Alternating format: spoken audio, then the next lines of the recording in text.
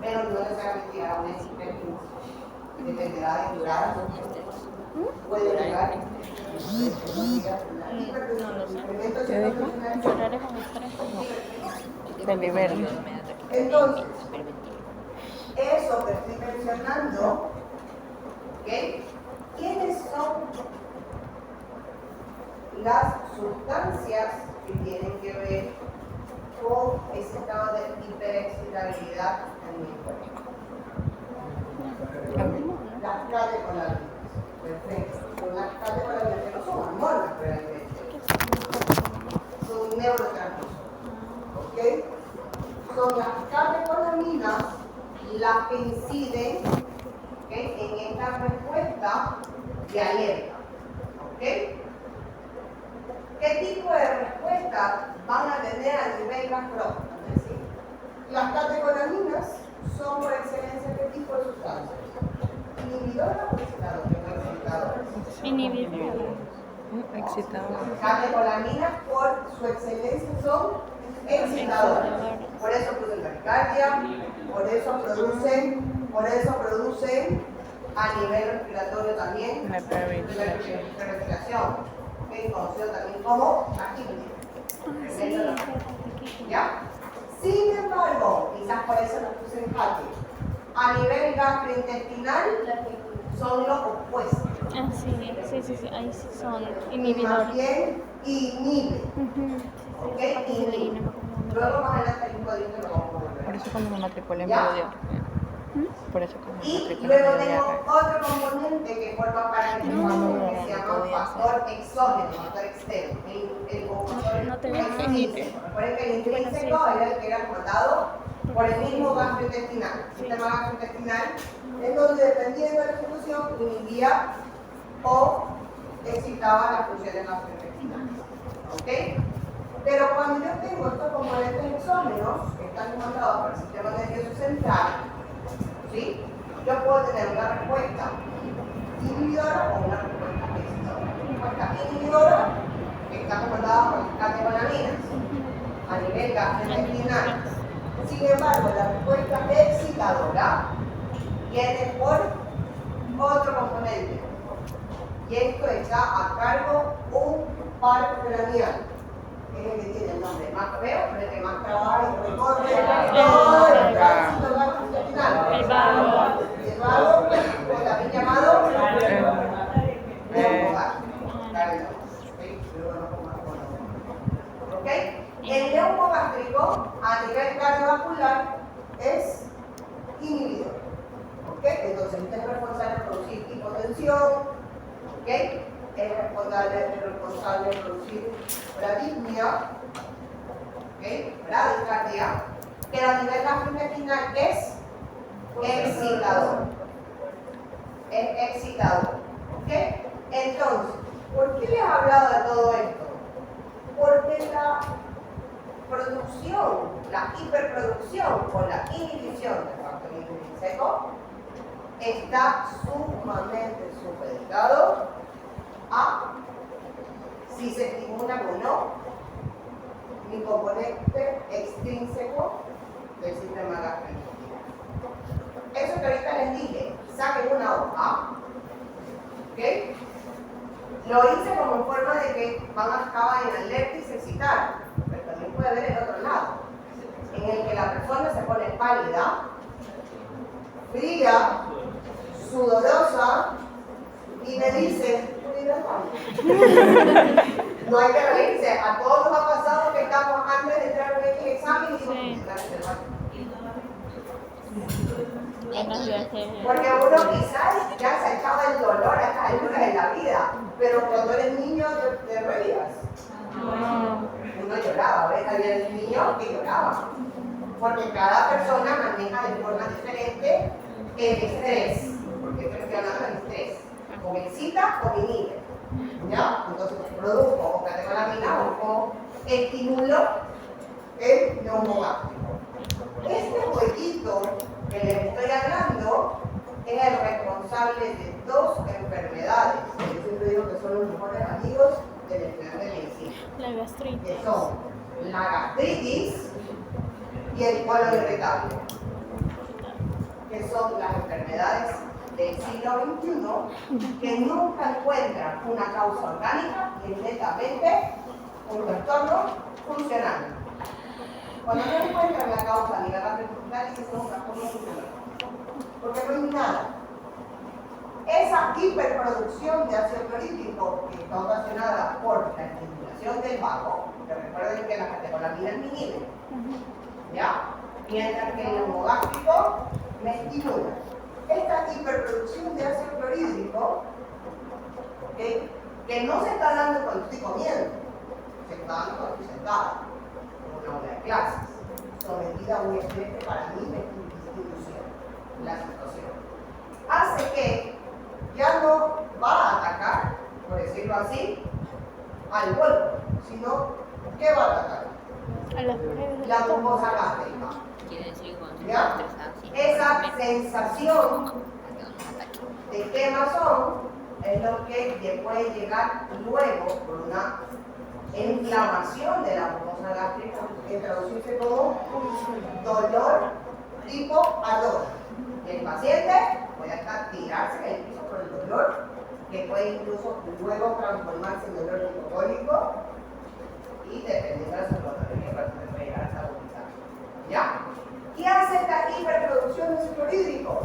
Impacta de manera directa sobre el esfínter esofágico inferior. ¿Ok? ¿En qué parte del esófago está el esfínter esofágico inferior? En la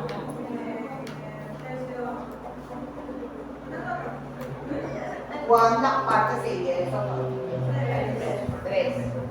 Entonces, el tercio inferior.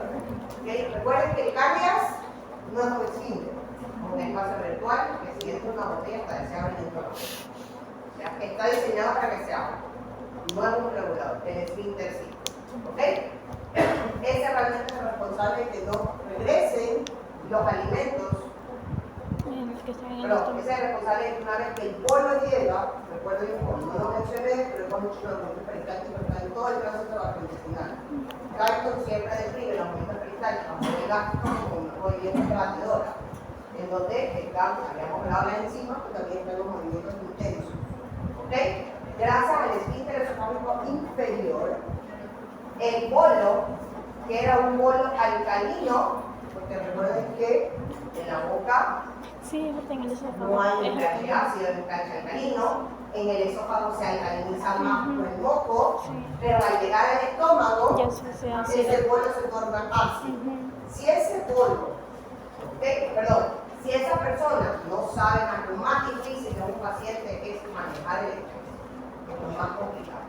Por eso es que se trata de buscar ayuda con los psicólogos para este componente, porque no hay fármaco que lo ayude. ¿Ya? Si una persona hace esta hipercloridria, esta hipercloridria va a incidir de forma directa en el esfínter esofágico inferior, tornándolo incompetente. ¿Y qué es una incompetencia? Que ya no puede cerrarse cuando entra el alimento y hace su proceso a nivel gástrico, sino que Pues abierto. hay espacios, se apertura el esfínter porque pierde su capacidad de cerrarse y entonces regresa contenido del estómago ácido hacia el esfínter esofágico inferior que tiene un pH básico o alcalino. ¿Sí es, sí o no? Sí. Con el tiempo, y eso sí incide en ciertos alimentos como el café, el alcohol, el chocolate, el tabaco, los cítricos, el ají, que no sé si ya lo mencioné, sí inciden en nuestra alimentación. Si le tomamos a esto incluso el estrés, las grasas también, pero quiero grasas saturadas, las que yo frío, ¿ok? Sí incide en el incompetencia. Ay, me olvidé, la típica que como y me acuesto. Alegría. ¿Ya? Como y me acuesto. Incide aún más, ¿y qué ocasiona? El famoso esófago de Barré, que no es nada más ni nada menos que un reflujo. No, el reflujo de regreso, que está mal llamado reflujo gastroesofágico. ¿Ok? Ese mal llamado reflujo gastroesofágico, el verdadero nombre es enfermedad reflujo gastroesofágico. ¿Ok? Va a incidir, si continuamos con esta enfermedad reflujo gastroesofágico, en el tiempo va a cambiar la celularidad del espino esofágico inferior y va a cambiar entonces un esófago de Barrett, que es un cáncer esofágico. ¿Ya? ¿Y por qué se llama enfermedad reflujo gastroesofágico? Porque el reflujo fisiológico hasta los 6 meses y máximo un año de edad. El resto ya no es fisiológico. No puede ser. ¿Y cuando está embarazada? ¿Ya? ¿Hay algún problema? No, es el estrés que incide. Por supuesto, puede ser orgánico, como la presencia de una bacteria en el helicobacter pylori, que también puede incidir. ¿Ya? Entonces, he tratado de hablar de lo fisiológico, pero también lo patológico. ¿Ok? Y acá, lo patológico acá, como olvidé mencionarles, era qué pasa, y es una de las causas más frecuentes, cuando se impacta un cálculo. ¿Ok? Al bloquearse, obstruir el esfínter de Oddi, la bilis que no tiene cómo salirse, saltarse y llegar al duodeno, por lo tanto hay un reflujo o un flujo retrógrado de la bilis, ¿verdad? Y entonces el paciente se Ictericia. ictericia. Y los jugos pancreáticos que tienen una función de degradación, ese reflujo lo que va a hacer es actuar sobre el páncreas. O sea, que un tipo de dolor característico, lo vamos a ver, se llama dolor en el síndrome de Hatch, porque el páncreas, recuerden que tiene una cabeza y un cuerpo y una cola. Entonces, dependiendo de dónde esté ubicado, como he dicho, anatómicamente está en 3 cuadrantes, ¿okay? La sintomatología va a dar en ese. ¿Ya? Y consideramos un dolor transmitido. Te ponen una espada y esa espada siente por aquí, te sale atrás. ¿Okay? O posiciones antiálgicas que también suelen usar el paciente. ¿Ya? Nunca se van a olvidar Sí, se llama lo coledocolitiasis. fácil de las patologías gastrointestinales mucho es que más solo en el interrogatorio tienen el 70% el diagnóstico de paciente. Por eso es sumamente importante hacer una muy buena Anamnesis. historia clínica, una buena anamnesis, una muy buena exploración y encontrarán los resultados, más allá de un examen complementario que puedan dar. Está bien ese cuaderno. Regala una bolejita. Tienen absolutamente. No quiero completar uno. ¿Ok? De pata de gato. Y pues, habíamos hablado De cistitis. del Eso es lo que estómago, dice ¿verdad? ahorita. Se De transformó en inflamación. quimo, ¿verdad? Y que por acción de los jugos pancreáticos junto con la bilis, este quimo se va a transformar en quimo. Y que una vez obtenido mis 3 macronutrientes en forma micromolecular, continuarán su trayecto por el aparato gastrointestinal, el intestino delgado, en sus otras 2 partes, acá, en sus otras 2 partes, en donde ya no entramos o continuamos con el proceso de degradación, no más bien ahora el proceso de Absorción. Entonces, recuerden que la absorción no es solamente de agua, no solamente de nutrientes, sino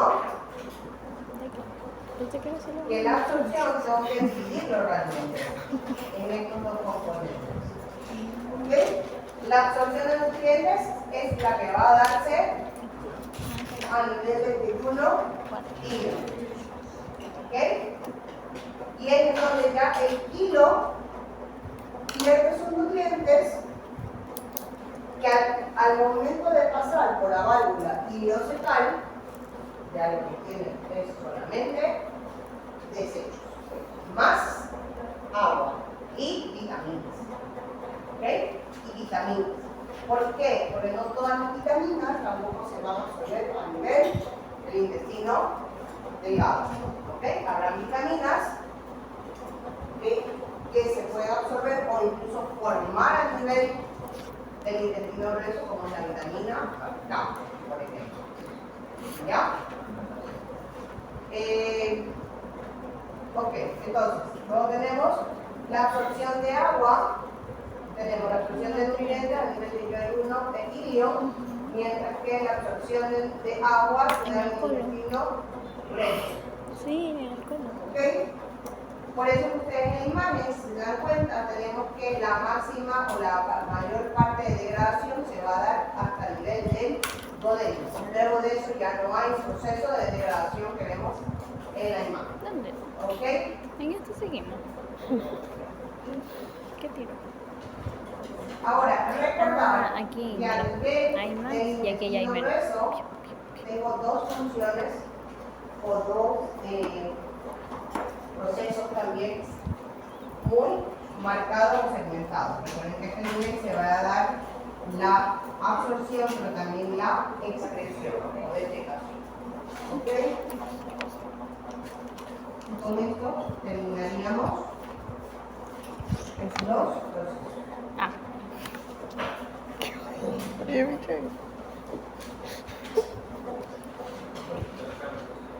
¿cómo era la explicación? Excreción.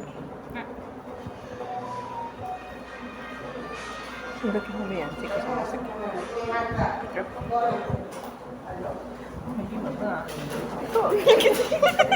Adrián no lo sabe. ¿Qué dijo excreción? ¿Qué? Claras o establecidas dependiendo de cómo los sentimos anatómicamente. ¿Ok? Ni en el colon derecho, por eso va a ser una alimentación. ¿Ok? Ni en el colon derecho No. tiene una función muy distinta En mi del colon, colon izquierdo. ¿Ok? Si yo recuerdo la fisiología, la fisiopatología es, como dicen los gringos, piece of cake. ¿Qué? Es sencillo. Por eso es sumamente Dice importante. ok. ¿Ya? Entonces, ¿Qué dijo? llegamos, pasamos la válvula ileocecal, ¿verdad? Y todo lo que está contenido en el cuadrante, en el colon derecho, que es el colon ascendente y mitad del transverso, es el que tiene la función De Absorbente. absorción. es la que tiene la verdadera función Absorbente. absortiva. Por eso es que yo les dije que todo lo que pasa por la válvula ileocecal, ¿qué son? Son desechos. ¿Cómo están los desechos en el colon derecho? Líquido. Líquida, perfecto, pastosano. Es líquida. Porque ahí se absorbe el agua y después se da la Se va absorbiendo Sí. el agua. Sabemos que esa función absortiva, al menos hoy por hoy, le están dando un papel mucho más importante que 10, 15, 20 años atrás. Estamos hablando de la microbiota intestinal, o también llamada flora bacteriana intestinal, en donde sabemos que esa microbiota es la responsable de que se dé o que se sigan manteniendo estas funciones.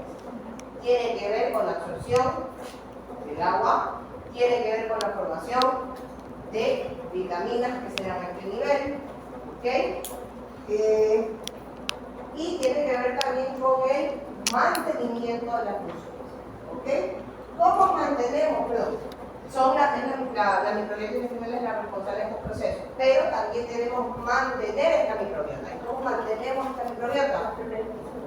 Con proceso de fermentación. ¿Y qué se tiene que fermentar?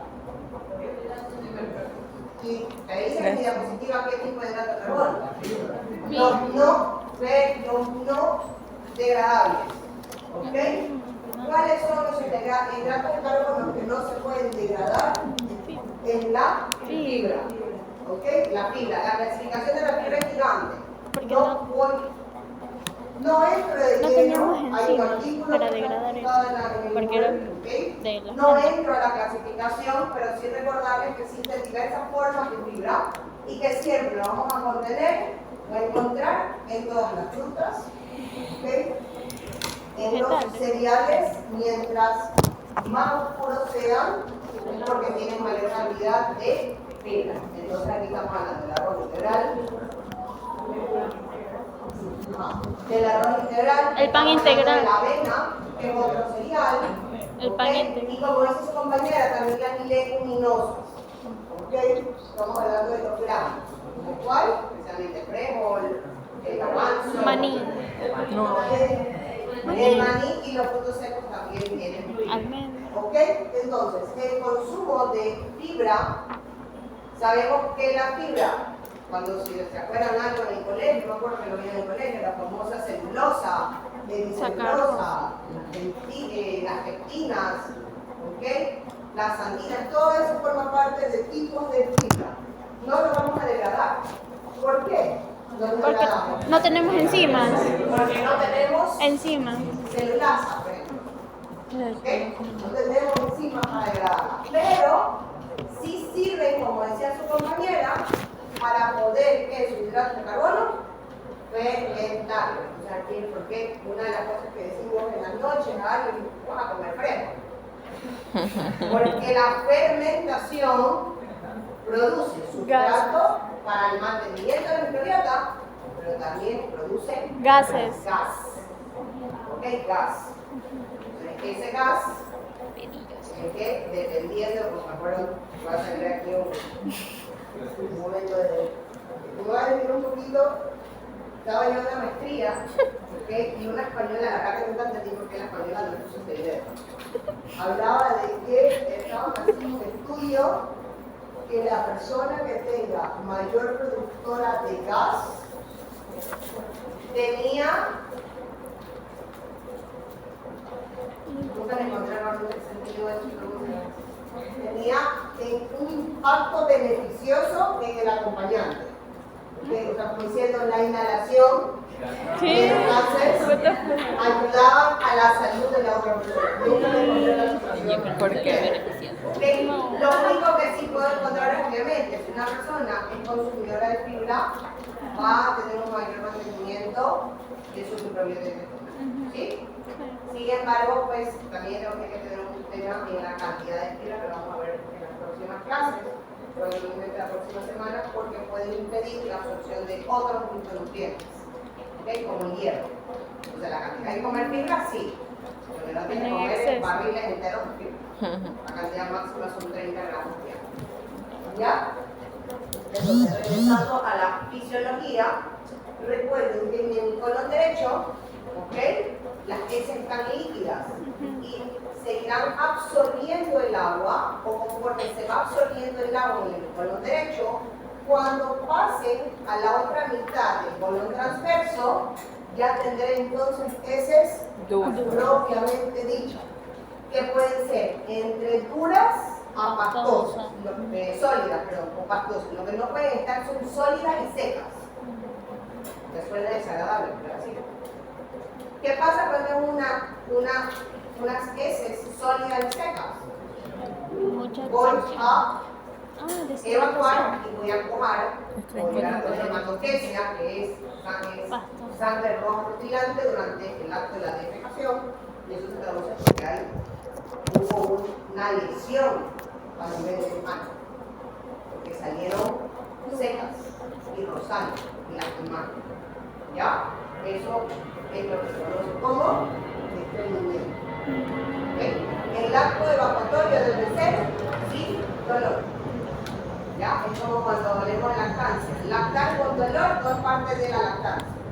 Es que hay un problema en la lactancia. ¿Ya? Igual no debemos normalizar el dolor es igual a defecar. Si hay dolor en la defecación, hay un problema de estreñimiento. Aunque no seamos estreñidos, podemos tener nuestros momentos de estreñimiento. Y eso va a estar muy asociado con lo que hablaba en su momento, uno de esos factores externos que inciden en el componente extrínseco del sistema gastrointestinal. ¿Recuerdan? Que les decía hace un ratito. Ya se lo va a volver. ¿Ya? Entonces, acá ya tenemos heces sólidas que pueden llegar a ser pastosas o no. Lo que sí tienen que estar es lubricadas. ¿Okay? Para que una vez que a nivel del recto saben que tenemos dos esfínteres, ¿verdad? A nivel del recto. ¿Sí o no? Sí. ¿Cuáles son esos? Interno y externo. El tiempo. El Inter- esfínter anal. Ah. El esfínter anal interno. Y el El esfínter anal anal externo. externo. Esfínter anal. Esfínter anal externo. ¿Verdad? Cuando toca el esfínter anal interno, Es entra importante. en contacto, entra en contacto, las heces entran en contacto, ¿verdad? Mandan el reflejo hacia los Involuntario. centros superiores, ¿verdad? Y ya se traduce en lleven al baño, ¿verdad? Sabemos que existe un componente involuntario, ¿verdad? Sí. Pero constreñimos el externo. Ajá. ¿Pero qué? ¿Ok? O Y sea, luego, el externo sí es lo que voluntario. hago es, ¿qué tengo que hacer con mi esfínter anal externo para regresar? Relajar. ¿Ok? Eso sí es voluntario. Relajar. ¿Qué pasa cuando orinamos? ¿Contraímos o relajamos? El músculo del detrusor. Los detrusores.